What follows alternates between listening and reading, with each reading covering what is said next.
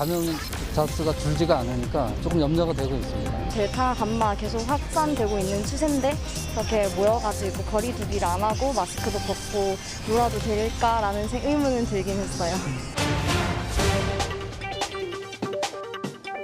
델타형 변이가 전체 변이 바이러스 검출 건수의 63%를 차지하는 등 매우 심각한 수준입니다.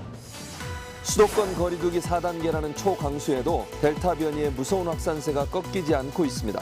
예측할 수 없는 변이가 계속되는 이상 코로나19의 완전한 종식이 불가능해 보이는 지금 우리는 일상 회복을 위해 어떤 전략을 세워야 하는 걸까요? 더 이슈 진단 코로나19에서 한층 더 깊이 있게 짚어봅니다.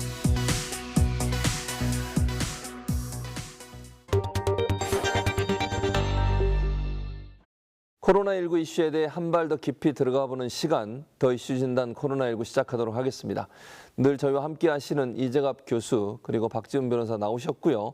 오늘의 더 특별한 게스트 고려대 안산병원 감염내과 최원석 교수 나오셨습니다. 어서 오십시오. 네, 안녕하세요. 네, 안녕하세요. 자, 최원석 교수님, 먼저 여쭙고 싶은 것은 국민들도 깜짝 놀랐습니다. 지금 4단계, 마지막 단계가 시행되고 있는 상황이고 코로나19 발생 후에 최다 확진자가 나오고 있는 상황인데 지금의 상황 어떻게 보시는지 궁금합니다. 네, 환자 발생 숫자로만 보면 굉장히 좋지 않죠. 저희가 작년 12월에 경험했었던 가장 많은 환자 숫자를 넘어섰고요. 1,500명, 1,600명의 정점을 넘어선 상태이고 정부에서 이제 모델링의 방법을 통해서 예측한 바로는 2,000명 이상의 환자도 발생할 수 있다. 이런 이야기도 하고 있습니다. 최근 환자 발생이 주로 이제 수도권, 서울, 경기 지역에 주로 환자가 많이 나오고 있는 상황이긴 합니다만 상황이 좀 안 좋다고 느껴지는 것은 그 이외의 지역, 비수도권 지역에서도 환자 발생이 점점 늘어나고 있는 양상을 보이고 있어서 그런 면이 좀 걱정이고요. 이전에 우리가 경험했던 거하고 좀 달라진 측면이 있다면 상대적으로 좀 젊은 연령층, 백신 접종률이 낮은 연령층에서 주로 발생을 하고 있다는 점이 특징입니다. 이게 좀 더 걱정인 것은 이 연령층에 있는 분들의 경우에는 상대적으로 사회적 활동이 많은 분들이거든요. 그러다 보니 접촉하는 분들도 많을 수밖에 없고 그래서 전파하는 위험이 더 높아져 있는 상황이 아닌가 생각을 합니다. 수도권 같은 경우는 4단계가 적용이 됐고 이 여파로 결국 지역, 그러니까 전국적으로도 사회적 거리두기 2단계가 지금 시행되고 있는 것이죠. 맞습니다. 확진자 지표상으로는 전국적으로 3단계를 적용한 게 맞는데 일단 세종, 전남, 전북, 경북 4개 지역을 제외하고는 지금 거리두기 2단계를 시행하고 있습니다. 혼란스럽기도 하거든요.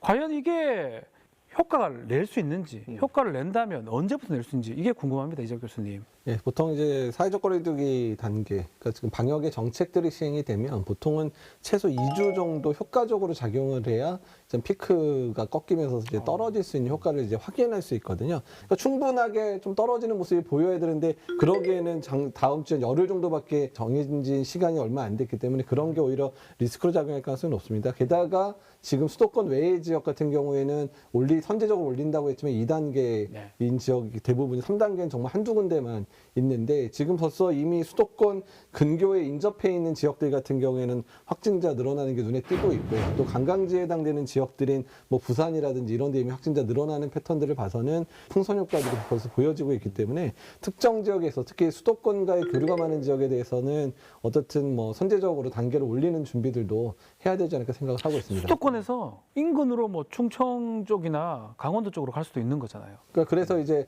춘천 같은 경우에는 이제 선제적으로 3단계를 먼저 올려놓은 상황이기는 하죠. 하지만 강원도 뭐 속초라든지 이런 데도 많이 가시잖아요. 그러니까 그런 지역 같은 경우는 단계를 올리든지 아니면 단계를 올릴 수 없더라도 그러면 관광객들이 주로 방문하는 뭐 유흥업소라든지 이런 데를 일단은 뭐 문을 닫는다든지 이런 선제적인 조치가 필요하지 않을까 지금 생각을 한다는 겁니다. 또 하나 걱정되는 게 이제 방역이 델타 변이 확산 속도를 따라가지 못하고 있다. 현재 국내 확진자 4명 중 1명이 변이 바이러스 감염자다. 이런 통계가 나와 있는 상황이고요. 수도권에서는 이미 델타 변이가 알파보다 2배 이상 더 많다. 이런 평가까지 나오고 있는데 지금의 상황이 괜찮은 건지도 상당히 궁금합니다. 네, 변이의 상황은 사실 괜찮지는 않죠. 물론 변이라는 게 코로나19가 발생한 이후에 지속되어 온 문제이기 때문에 어제 오늘의 상황은 아닐 겁니다. 지금 정부에서 분석해서 내놓은 자료를 보면 7월 초를 기준으로 우리나라에서 이제 확진된 사람의 약 44% 정도가 변이를 가진 바이러스이고 이 변이 바이러스 중에 이 델타 변이가 차지하는 비율이 한 60% 이상이 된다라는 거죠. 최 한 달 전만 해도 그 비율이 한 5%가 되지 않았었거든요. 그러니까 이 델타 변이가 굉장히 빠른 속도로 우리나라에서 정착을 해가고 있는 상황이 아닌가 생각을 하고요. 이게 우세종이 아님에도 불구하고 지금 이렇게 많은 환자가 있거든요. 우리가 방역의 수준을 지금 올려서 대응을 하고 있지만 계속 환자 발생 숫자가 많으면 이 변이를 가진 바이러스가 우세종이 되는 시기는 점점 당겨올 겁니다. 그러다 보면 똑같은 수준의 방역의 조치가 동일한 수준의 효과를 내지 못하는 상황을 점점 더 경험하게 될 거다라는 거죠. 일부에서는 델타 변이가 치명률은 그렇게 높지 않다. 그래서 괜찮다. 이런 의견도 지금 나오고 있는 상황인데 이재학 교수님 이런 의견들이 우리의 방역을 좀 더 안이하게 만드는 게 아닌가 이런 우려도 있습니다. 약간 좀 오해가 있으신 것 같아요. 그러니까 일단 델타 변이가 치명률을 올린다 또는 뭐 치명률이 높지 않다 이거 아직 결론 난 부분은 아니거든요. 그러니까 왜냐하면 델타 변이가 치명률이 높으냐 마냐의 상황이 아니라 예방접종을 잘한 국가에서의 발병 상황, 특히 고령층에 대한 예방접종이 충분히 됐기 때문에 사망자가 많이 안 늘어나고 있는 부분들이 오해를 주고 있는 측면들입니다. 사실 우리나라도 지금 그런 경향은 보이고 있거든요. 이미 60대에 대해서 1차 접종 이상을 맞춰놓은 상황이기 때문에 그렇기 때문에 일단은 지금 치명률 자체가 그렇게 막 올라가거나 이러지는 않는 상황이 우리나라 유행이 심해짐에도 그렇게 보이고는 있는데 우리나라 내에서의 델타 변이가 심하게 유행을 하게 되면 오히려 의료 체계에 대한 부담들 또한 중증 환자 발생이 어느 정도 늘어날 수도 있다는 부분들을 예상을 하고 방역 대책을 강구를 해야 되는 상황입니다. 네, 저도 좀 첨언을 드리고 싶은데 꼭 강조하고 싶은 건 지금 우리나라에서 델타 변이의 치명률을 평가할 수 있는 수준인가? 그렇지는 않다는 거죠. 우리가 코로나19 환자분들은 어떤 경우나 그렇지만 발생하고 나면 처음 증상이 생기고 나면 중증 환자로 진행하는데 적어도 일주일에서 열흘 이상의 시간이 걸리죠. 그 상태에서 다시 사망에까지 이르는 데는 더 시간이 걸립니다. 최근에 델타 변이를 가진 환자분들이 더 늘어났다면 그분들이 실제적으로 어느 정도의 중증들을 보일지는 적어도 한 달, 두 달이 지나야 하는 거죠. 현재의 치명률로 델타 변이의 치명률이 낮다고 말하는 건 좀 위험하다라는 생각을 합니다. 그렇다고 하면 지금 이 시점에서 우리나라보다 델타 변이가 더 많이 확산되고 있는 미국의 현지를 직접 연결해 보도록 하겠습니다. 미국 워싱턴 대학교의 알리 목다드 교수님을 직접 연결했는데요. 연결 응해 주셔서 감사드리고요. 첫 번째 질문은 지금 현재 미국의 현지 상황과 분위기는 어떤지 전해 주시면 감사하겠습니다. So in the United States right now, cases have been increasing for the past 10 days. Hospitalizations are increasing too, and now deaths are increasing. So we're seeing a surge in the United States. In my own state, for example, we have a 47% increase in cases. That's the 7 days average from compared to last week. And right now, actually today in the United States, cases are increasing in every state. 미국에서 델타 변이가 확산이 되면서 상당히 위험한 상황이고 지금보다 사망자 수가 더 늘어날 수 있다는 전망이 있는데 어떻게 생각하시는지요? So what we're seeing right now, the vaccines are still very effective. We're seeing an increase in mortality among people who are not vaccinated. About 95 to 96% of all deaths in the United States from COVID-19 are among unvaccinated.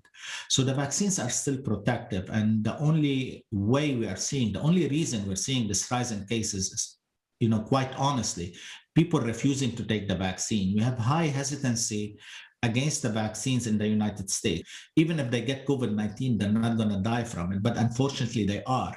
And we need to convince them to come and get the vaccine. We have plenty of vaccines in the United States, and we need to address hesitancy and increase vaccination coverage in order to control this pandemic. Reinstate mask mandate, especially indoors, whether you are vaccinated or not. Right now, the CDC, Centers for Disease Control and Prevention in the US, does not require a mask wearing if you are vaccinated indoor. And I think we should reverse that in order to save lives. 네, 지금까지 좋은 말씀해 주신 워싱턴 대학의 알리 목다드 교수님 고맙습니다. Thank you and best wishes for everyone.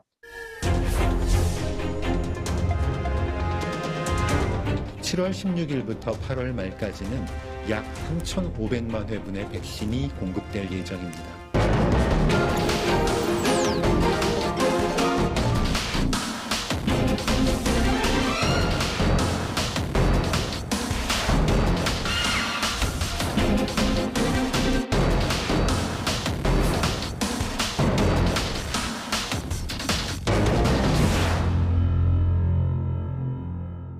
지금 남미 지역에서는 람다 바이러스가 또 확산이 되고 있다 이런 우려가 있는데 최 교수님 이 상황은 어떻게 보고 계십니까? 네, 실제로 이제 델타가 크게 문제가 됐었던 인도연 전문가가 델타도 문제이지만 람다에 대한 걱정이 크다 이런 이야기를 하면서 좀 화제가 되기도 했었는데요.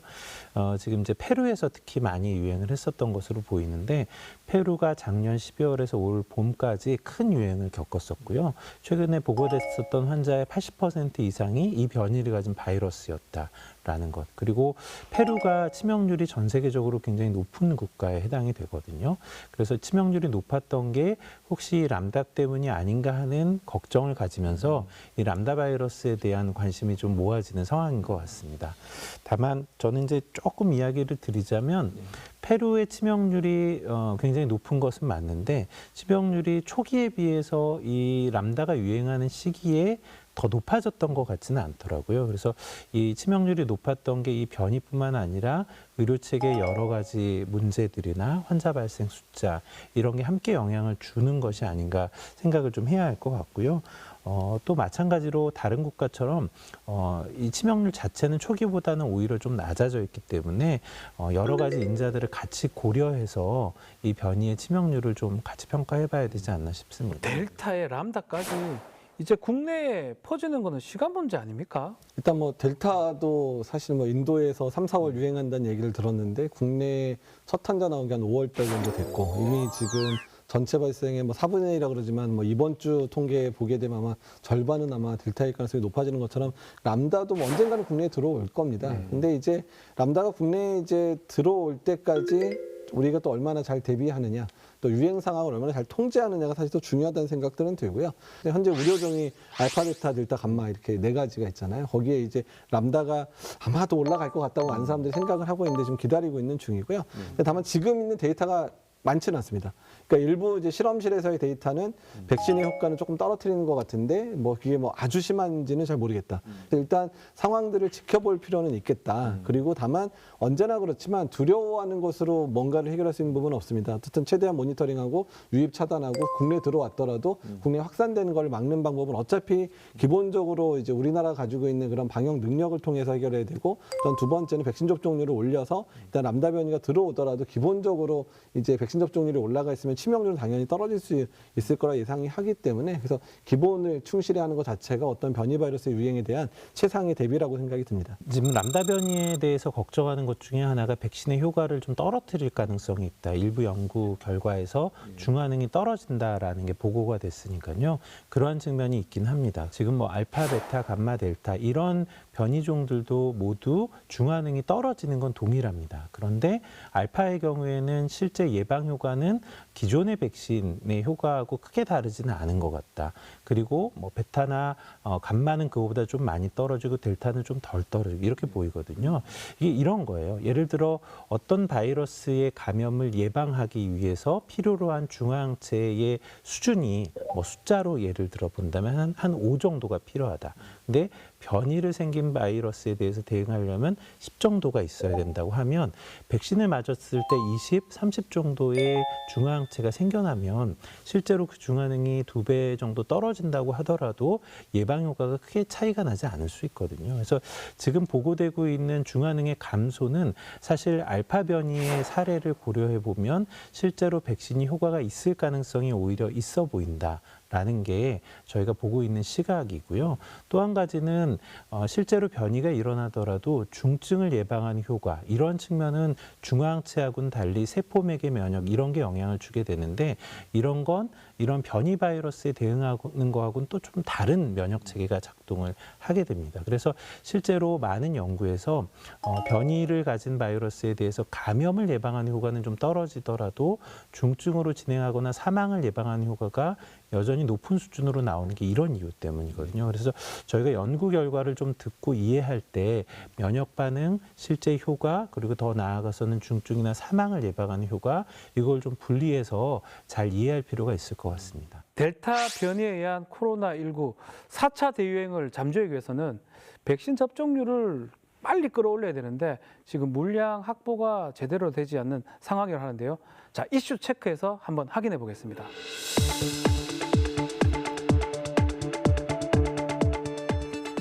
지난 13일이었죠. 55세부터 59세를 대상으로 한 백신 접종 사전 예약 첫날이었습니다.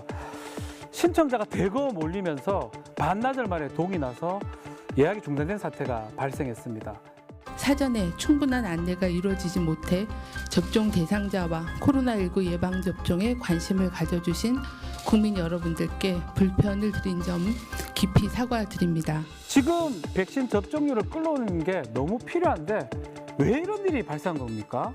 네, 사실 이제 정부에서 준비한 백신의 물량이 185만 명분이었죠. 실제로 이 연령에 해당되는 인구수의 한 절반 정도 좀 넘는 수치였습니다.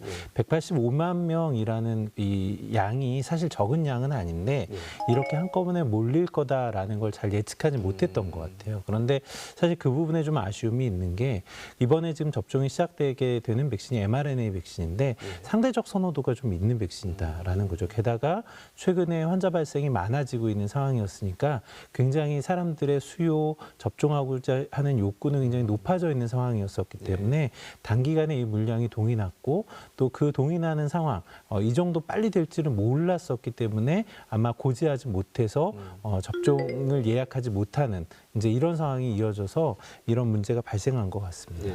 자, 백신 접종 완료하고 2주가 지난 이후에도 이 돌파 감염 사례가 지금 발생하고 있습니다. 백신 맞는 것도 어렵지만 맞고 나서 감염되는 것도 걱정을 해야 되는데요. 이쯤 되면 백신 접종자도 추가로 백신 접종해야 되는 거 아닙니까? 일단 돌파 감염에 대해서 조금 다시 한번 생각해 보셔야 되는데요.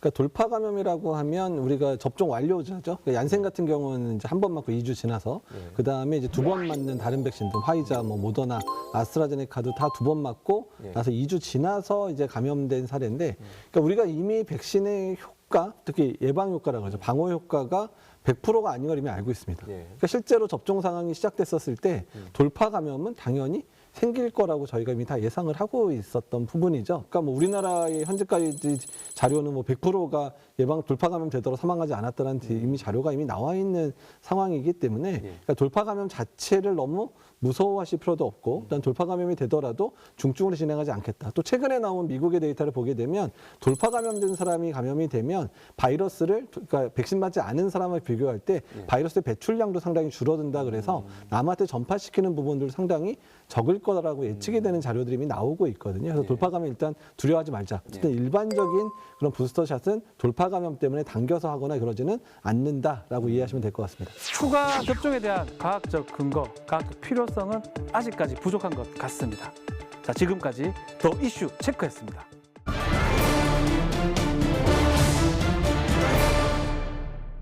세계 각국에서 부스터샷과 관련된 다양한 연구와 실험들이 진행되고 있는데요. 그중에서 우리가 주목해 봐야 할 논문 하나를 전문가의 시각으로 상세히 짚어보도록 하겠습니다.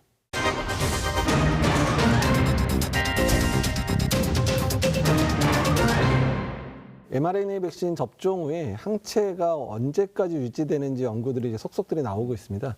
사실 이제 의학자들이 이제 가장 좋은 논문이라고 하는 NEJM이라는 논문에 실린 논문인데요. 일단은 모더나 백신을 접종하고 나서 이제 6개월까지 항체가 얼마나 유지되는지를 조사한 연구입니다.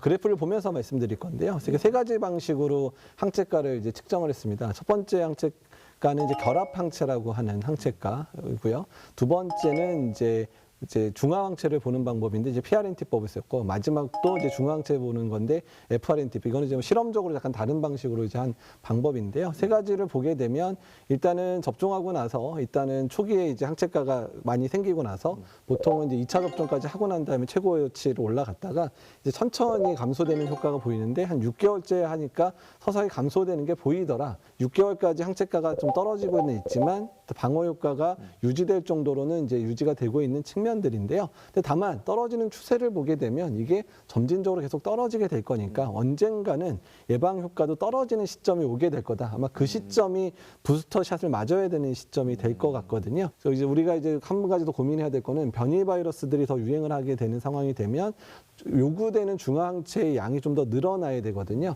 그러니까 그런 상황들이 이제 오게 돼서 중화항체가가 더 높아져야 되는 상황들이 될 때가 된다 그러면 일단은 부스터샷에 대한 언급들이 언제 맞아야 될지 결정이 될 거고 그 시기는 지금 결정할 수는 없지만 일단은 그런 연구 결과들을 보고 이제 저희들이 파악해야 되겠다 정도로 생각하시면 될 것 같습니다. 예. 지금 코로나19 바이러스가 계속 변이를 만들어내고 있는 상황이고 이러다 보니까 나중에 코로나19가 지금의 독감 바이러스처럼 일상 속의 하나의 바이러스로 정착을 할 것인가 우리는 그 상황에서 생활하는 데 문제는 없을까 어떻게 보십니까? 네. 저는 언젠가는 그런 시기는 올 거라고 생각합니다. 실제로 이 코로나19 바이러스가 사라지는 형태의 종식이 올 거라고는 어떤 전문가도 생각하지 않아요. 왜냐하면 어떤 바이러스가 종식이 가능한, 제거가 가능한 수준이 되려면 조건이 있어요. 첫 번째는 아주 효과적인 인터벤션, 중재 방안이 있어야 됩니다. 그게 이제 대개는 백신이죠. 근데 지금 백신의 효과가 좋은 건 한 90%, 95% 정도 되니까 어느 정도 조건은 만족할 수 있겠고요. 두 번째가 검사할 수 있는 방법입니다. 아주 민감도가 높고 보편적으로 쉽게 접근할 수 있어서 대부분의 환자를 발견할 수 있는 방법. 지금 우리가 PCR 방법을 쓰고 있는 게 이게 민감도 특이도가 아주 높거든요. 원래는 비용이나 기술적인 측면 때문에 보편적으로 쓰기가 어렵지만 코로나 상황이 이걸 아주 보편적으로 쓰기 좋게 만들어 주었어요. 그래서 이 조건까지는 잘 만족을 할 수가 있어요. 근데 세 번째 조건이 문제입니다. 이 병원체 생활사에 있어서 사람이 가장 중요해서 사람을 끊어주면 그러니까 사람에서의 전파를 차단해주면 이 병원체 생활사가 완전히 끊어질 수 있어야 돼요. 그런데 이 코로나19 바이러스는 이미 동물에서 사람으로 온 것으로 보고 있고 사람에서 동물로 가고 있고 사람이 중간에 없어도 동물 사이에서 계속 유행할 수 있는 그래서 변이를 거듭할 수 있는 형태의 바이러스입니다. 이런 종류의 바이러스, 인수공통 감염병에 해당되는 바이러스는 근본적으로 없애는 형태의 종식을 기대할 수 있는 게 아닌 거죠. 그래서 이 바이러스가 사라지는 세상을 기대하는 건 사실은 어렵습니다. 이미 왔다면. 그래서 우리가 기대할 수 있는 게 의미가 줄어드는 형태의 종식. 다양한 여러 바이러스, 인플루엔자, 독감 바이러스처럼 존재하지만 실제로 그 임상적 의미가 낮아져서 더 이상은 우리가 중요하게 생각하지 않고 있더라도 좀 무시하면서 살 수 있는 세상. 그게 이제 현실적으로 우리가 맞이할 수 있는 종식일 거예요. 일단은 위험한 바이러스가 아닌 상황이 돼야 되는데 그렇게 만들 수 있는 첫 번째 조건은 백신 접종이에요. 그러니까 백신 접종, 특히 고위험군에 대한 접종이 거의 대부분 이루어져서 적어도 코로나에 걸리더라도 이분들이 사망하지 않아야 되는 부분들이어야 되는 부분들이고요.